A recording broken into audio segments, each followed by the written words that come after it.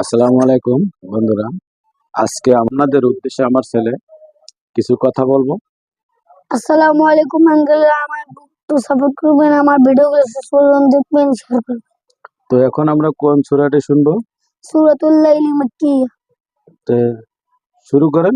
তো চলুন আমরা সূরাটি শুনি। আসসালামু আলাইকুম ওয়া রাহমাতুল্লাহি ওয়া বারাকাতুহু। আউযু বিল্লাহি মিনাশ শাইতানির রাজীম। বিসমিল্লাহির রাহমানির রাহিম।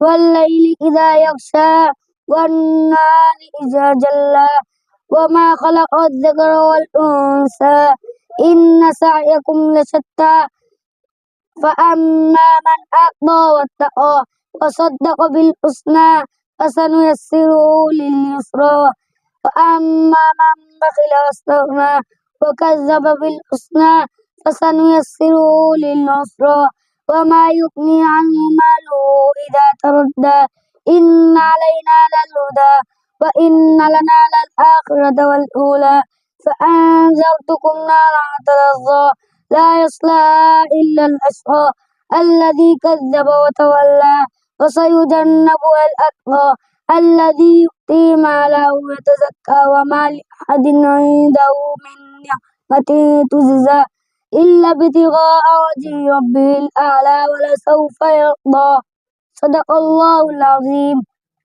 তো বন্ধুরা, আমার ছেলের তেলাওয়াতটি কেমন হয়েছে অবশ্যই অবশ্যই কমেন্ট করে জানাবেন এবং অন্যকে শোনার জন্য বেশি বেশি করে শেয়ার করবেন। তো সবাই ভালো থাকবেন, সুস্থ থাকবেন। আল্লাহ হাফেজ।